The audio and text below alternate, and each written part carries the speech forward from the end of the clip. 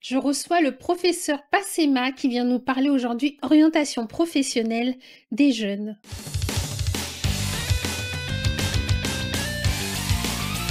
Bonjour à toutes et tous, bienvenue sur Afrique 1 TV dans votre émission Déclic. Aujourd'hui, avec le professeur Passema, on parle orientation professionnelle des jeunes. Bonjour professeur. Bonjour, Cynthia. Merci d'être ici. Merci de Bon, m'avoir invité. on va parler orientation professionnelle des jeunes, un D'accord. sujet qui est pas facile et toujours d'actualité, Oui, oui, oui. malgré des années et des années. Hem, Qu'est-ce qui fait qu'un jeune aujourd'hui, il a du mal à choisir une orientation professionnelle? Eh bien, il se trouve que depuis très longtemps déjà, le processus d'abord de formation et de déboucher vers dans la vie active devient un peu compliqué. Et malheureusement, le système même de l'éducation en place paraît un peu quelque part aussi dépassé, puisque le cadre qui est réservé d'abord à l'enseignement, la formation et l'orientation ne se donne pas suffisamment les moyens humains, pour que les jeunes qui se trouvent dans ce système-là puissent disposer de tous les moyens leur permettant d'abord de monter un projet d'abord de formation, donc de formation, ensuite un projet professionnel, Mmh. c'est-à-dire un objectif qui se fixe et dont ils se donnent les moyens d'atteindre cet objectif-là, que ce que nous appelons notamment donc le projet professionnel. Et c'est ce qui explique les difficultés que les jeunes aujourd'hui rencontrent. Mmh. Car l'orientation scolaire commence pour les jeunes apparemment au niveau de la classe de sixième. Dès qu'ils sont en sixième déjà, il faudrait qu'ils commencent à y penser. Et il y a trois niveaux, trois étapes à partir desquelles l'orientation prend forme. À la fin de la classe de troisième, Il faut choisir. Il y les a le élèves, stage. les élèves doivent déjà choisir. Mmh. Bon, déjà en quatrième, il y a ce qu'on appelle une prise de contact. Il y a des stages qui se font dans certaines entreprises, dans des entreprises où les jeunes sont envoyés pour découvrir le monde du travail, le milieu professionnel. Et en troisième, ils doivent maintenant penser au choix Mmh. d'orientation. Alors justement, vous êtes là aujourd'hui parce que c'est un milieu que vous connaissez très bien, que vous avez plus que côtoyé, on peut le Oui, dire. Vous avez eu ces jeunes face à vous oui. et quelles problématiques vous avez entendues le plus souvent? Il y a d'abord une question, d'abord, il y a un besoin de connaissance, de savoir exactement dans quelle filière de formation s'engager, une orientation. Parce que quand on arrive en troisième, donc jusqu'en troisième, tous les jeunes, donc tous les élèves, sont pratiquement au même niveau, dans Mmh. la même classe, au même niveau. À partir de la troisième, il va y avoir donc des types de changements qui vont s'opérer. On va aller dans différents sens, en fonction d'abord de l'aspiration, de la personnalité de l'individu, de ses projets, de ses intérêts personnels et de son état même Mmh. d'être, et qui varie d'un individu à l'autre. En fonction de cela, les gens commencent déjà à réfléchir. On va être un médecin, on va être peut-être une coiffeuse, on va être un agriculteur, on va être mécanicien, etc. Donc on réfléchit à différents métiers. Est-ce que le milieu, dans le Familial, familial, de la personne compte à ce moment-là? exactement, parce qu'il faut quand même se dire que, d'ailleurs c'est pour ça d'ailleurs qu'au niveau de l'organisation de l'enseignement, par exemple dans un pays comme en France, il y a différentes organisations, des zones d'éducation prioritaires, qui sont situées dans des villes ou dans des quartiers Hein, ce ou qu'on qui appelle les concentrent, ZEP, hein? voilà, les ZEP, zones d'éducation prioritaire, qui regroupent des familles, entre guillemets, confrontées à des difficultés de compréhension du système scolaire, d'accompagnement de leurs enfants, et tout ceci fait que lorsqu'on est dans une zone d'éducation privée, une ZEP, c'est pas la même chose que lorsque on se retrouve dans un environnement où les parents ont un niveau de vie décent leur permettant d'accompagner leurs enfants.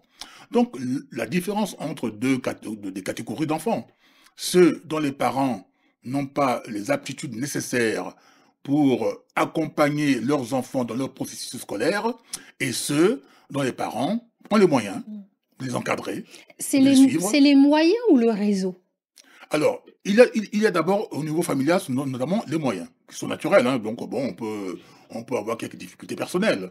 On ne peut pas avoir les acquis, on n'a pas les acquis nécessaires, les outils Mais permettant pour donc de, est-ce que voilà. pour trouver un Et stage, est-ce qu'il maintenant, faut un moyen financier? alors, donc ça, quand on parle de moyens, c'est que l'aptitude à expliquer ce qu'il faut, accompagner son enfant dans ses stages, enfin, dans ses devoirs, dans ses recherches d'orientation, etc. Bon, maintenant, pour les stages en entreprise, ben, inévitablement, il y a beaucoup de familles qui ont des difficultés à trouver, à savoir comment, à quelle entreprise Orienter son s'adresser. enfant, oui. Quand l'information est bien donnée, soit le parent travaille dans une entreprise où il peut amener son enfant, où il connaît quelqu'un, ou un voisin, ou une voisine, etc. Ça, c'est uniquement en ce qui concerne la découverte D'un métier. du milieu professionnel, Mm. donc l'initiation. Mais l'orientation, qui est un objectif lointain, c'est différent de la connaissance du milieu professionnel. Mm. Parce que cette orientation-là, ça se fait en troisième, en classe de seconde Mhm. et en terminale.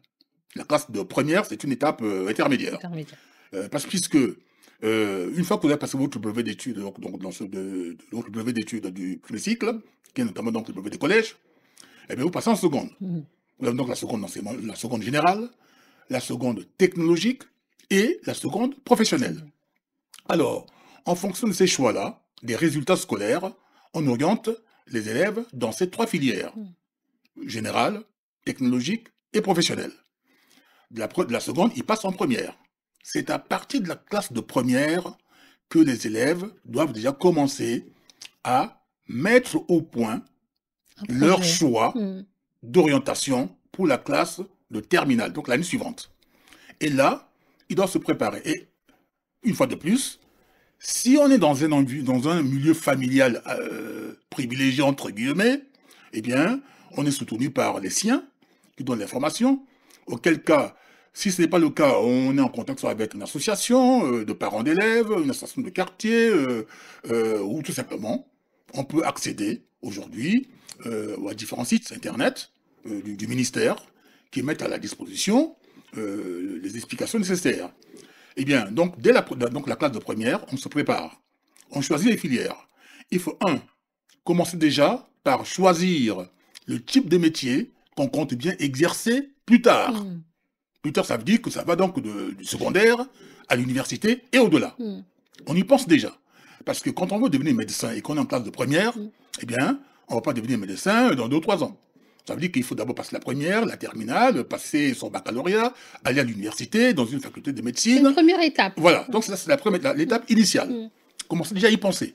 C'est valable quand on doit être banquier, travailler dans une compagnie d'assurance, être professeur, parce qu'il y en a beaucoup qui voulaient bien être, quand ils nous voient enseigner, ils aimeraient bien être aussi comme leur professeur. Donc tout cela, ça se prépare en amont. Eh bien, on y pense, on choisit toutes les filières. Mais on ne choisit pas une filière. Mm. Parce que vous pouvez choisir une filière, et là-dessus, au niveau de l'orientation, vous pouvez ne pas être retenu. Mm. Donc, il faut choisir plusieurs filières. Vous parcourez au moins un certain nombre de métiers. Il faut avoir un choix. Il Voilà. faut se permettre Choix des multiples. Choix multiples. Et donc, vous avez donc votre choix privilégié que vous mettez en première position, et d'autres. Mm.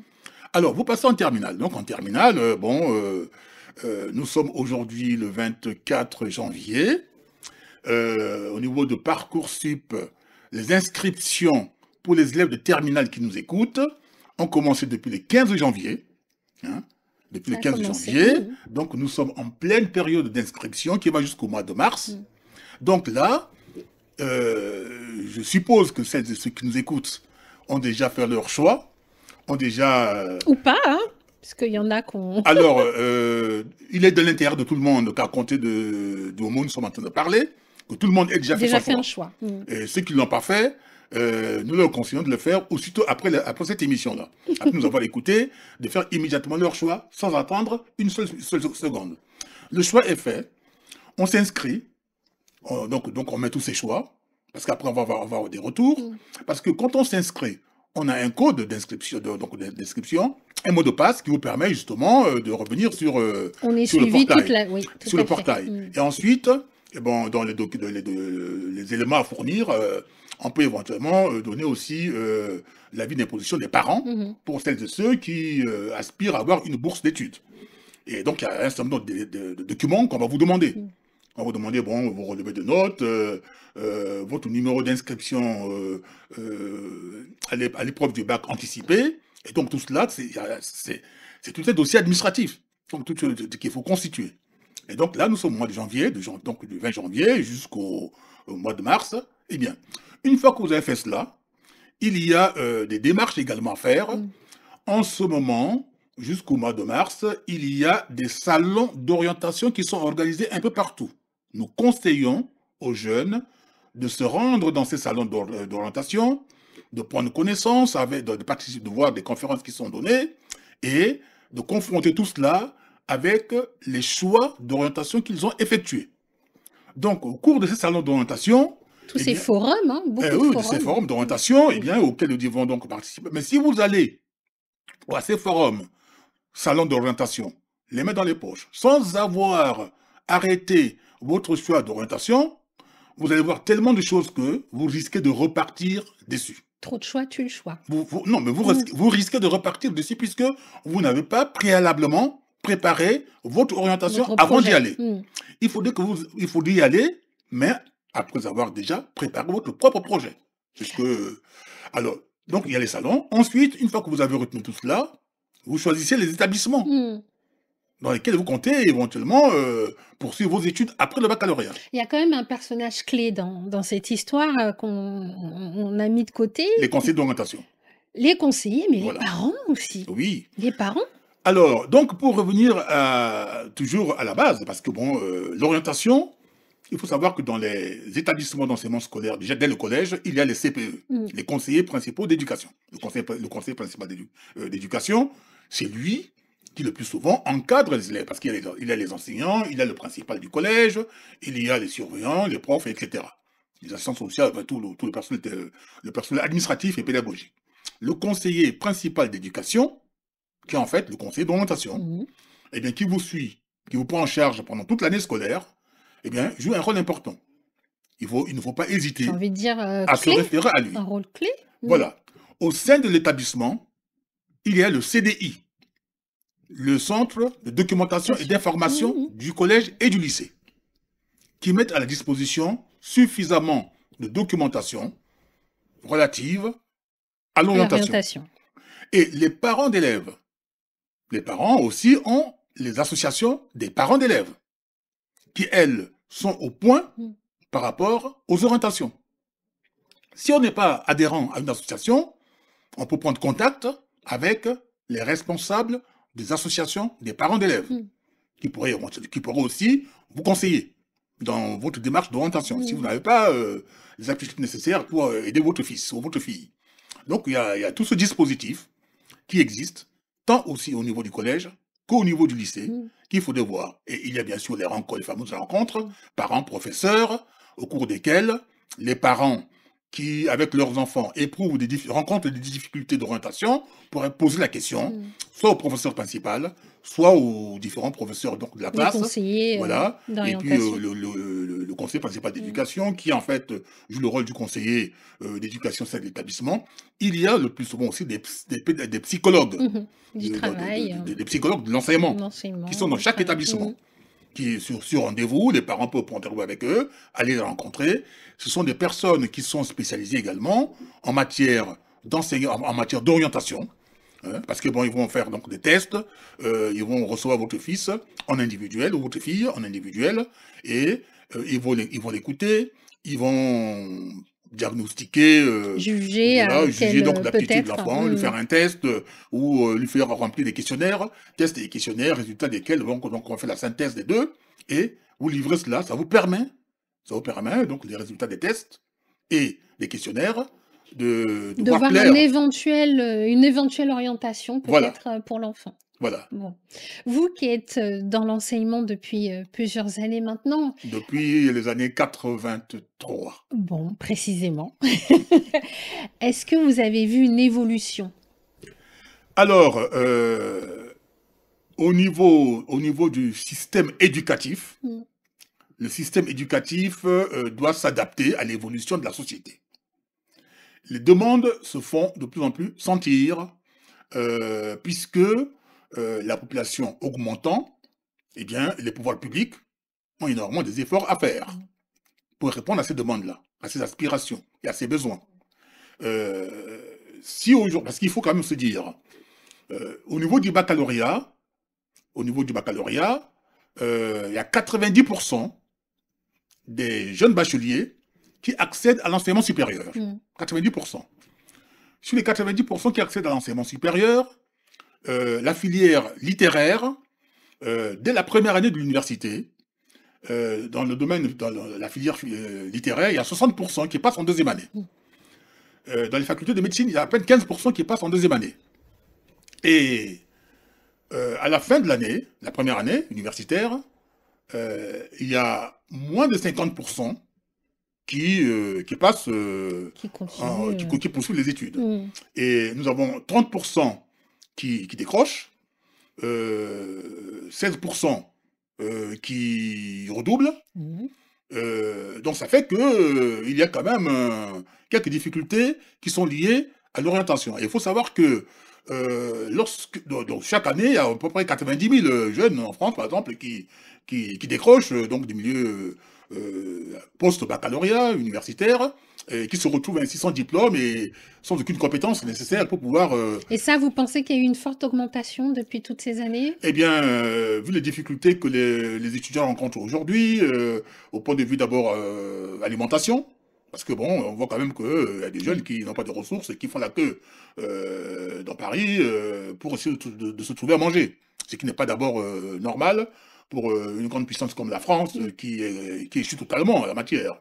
Restauration, il y a problème logement, il y a problème de logement, problème de transport, problème de soins. Il y a pas mal de jeunes étudiants qui n'arrivent pas à se soigner, aller chez le dentiste, aller chez l'ophtalmo, et par manque de moyens. Donc tout ça, ça a un impact, vous pensez aujourd'hui inévitablement, donc ça joue sur le reste parce que l'orientation scolaire, d'abord il faut suivre une fois que vous avez choisi votre filière, que vous êtes là-dedans, vous n'avez pas les moyens matériels pour pouvoir poursuivre votre étude et arriver à l'objectif fixé, eh bien il y a un handicap, il y a un obstacle. Il y a un obstacle. Donc l'étudiant... C'est des freins. Oui, les étudiants se voient ainsi obligés d'aller travailler pour soi-disant financer ses études. Et s'il n'y arrive pas, et parfois, il reste dans la vie active. Et donc, son projet professionnel qui a été fixé pour Bac plus 5 ou Bac plus de 5, va s'arrêter à Bac plus 2. Et il va rentrer dans la vie active. C'est un vrai sujet parce qu'aujourd'hui, on sait beaucoup de bacheliers trouvent ce qu'on appelle un job alimentaire, mais qui ne devient plus alimentaire. Non, parce que quand on commence le job alimentaire, en général, on y reste pendant peut-être 5 ans, 10 ans, d'autres avis, parce que justement, on n'a plus envie d'aller encore s'orienter, rechoisir une filière. Voilà. En fait, il se conforte dans cet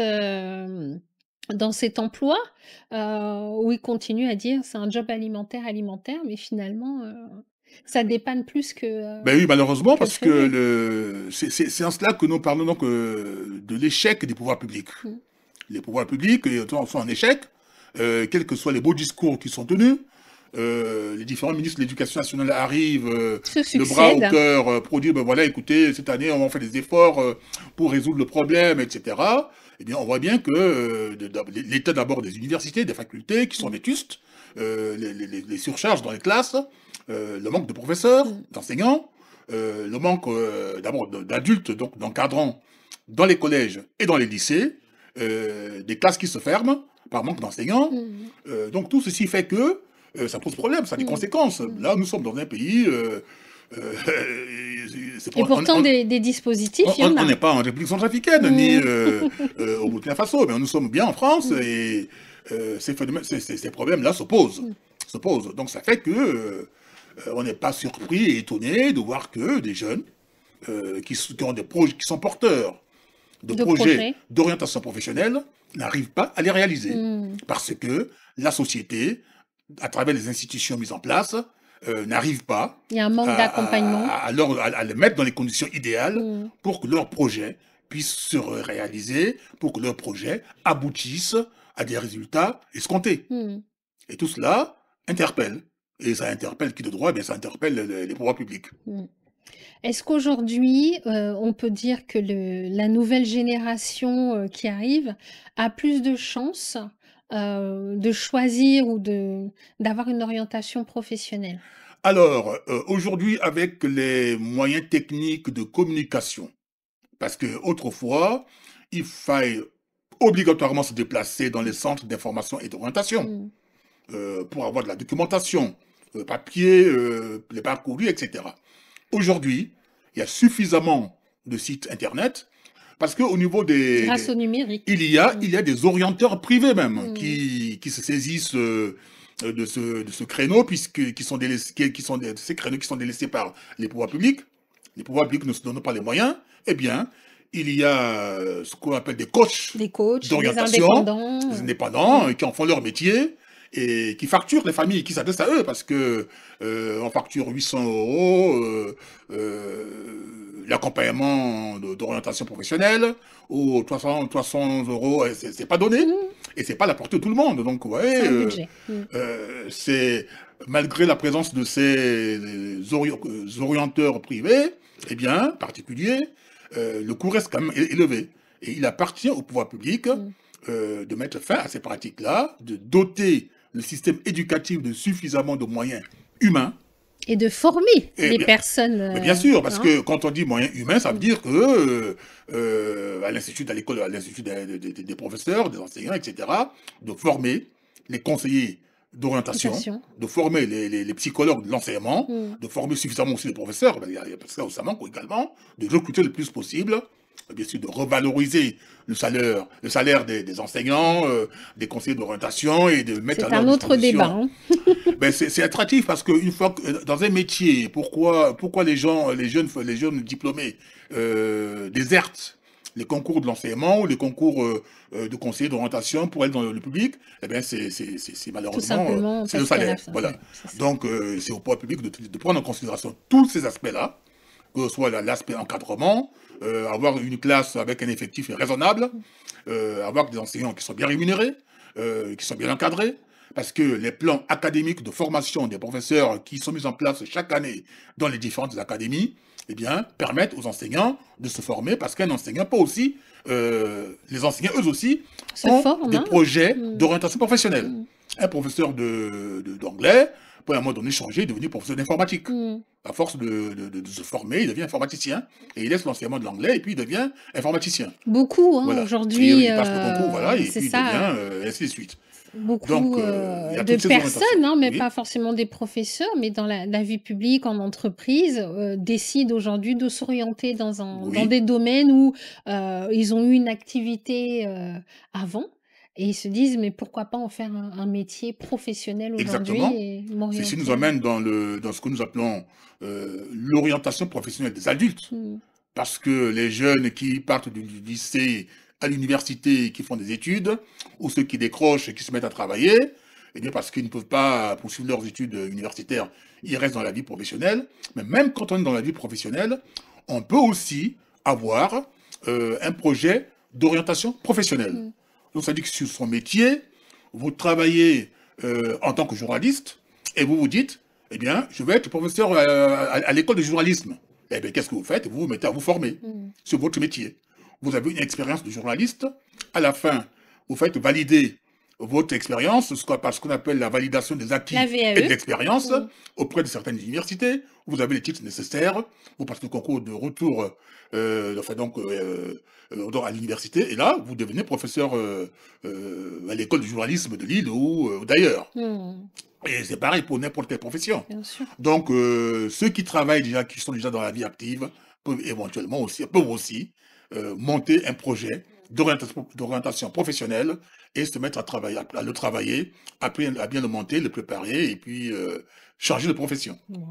Merci beaucoup en tout cas, professeur Passema, pour toutes ces explications, cette expérience que vous avez eue, que vous partagez avec nous. On reste toujours dans la transmission, hein, dans ce sujet-là. Le mot de la fin, ce serait quoi? Un petit mot positif pour nos téléspectateurs qui nous écoutent, ou aux jeunes parents qui sont dans l'orientation et qui auraient envie d'aider leurs enfants, bien sûr, à choisir une filière. Vous diriez quoi? Eh bien, positivement, c'est que nous sommes dans l'ère du numérique, qui fait que, comme je le disais au début de cette émission, que nous sommes aujourd'hui le 24 janvier 2025, jusqu'au mois de mars, il faut que tous les parents, quelle que soit leur situation, tous les jeunes, quel que soit l'état dans lequel ils se trouvent, eh bien, ils ont la possibilité avec leur smartphone, s'inscrire et s'informer et mobiliser toutes les informations nécessaires qui leur permettront de mener à bien leur projet professionnel. C'est ça, donc n'oubliez pas, hein, vous pouvez vous adresser à tous les professionnels autour de vous. Vous avez la mairie près de chez vous, les associations, votre conseiller ou conseillère, chez France Travail, il y a Voilà. des indépendants, donc n'hésitez pas. Et Mmh, ceux de Paris, dans tout Paris, il y a des espaces parisiens pour l'insertion. tout à Dans fait. toute la ville de Paris, dans tous les arrondissements, où les gens peuvent se rendre et puis rencontrer tous les personnels qui travaillent pour l'emploi, pour les orientations, pour toutes les démarches nécessaires. Nécessaire et puis on est dans la période où effectivement les forums de l'emploi ont commencé, Oui. donc n'hésitez pas aussi, à vous renseigner pour ça. Je vous remercie beaucoup professeur, je vous dis peut-être à très vite, hein, pour d'autres Merci. sujets, passionnants, Oui. dans l'emploi et la formation. Quant à moi, je vous retrouve sur les réseaux sociaux. En attendant, prenez soin de vous.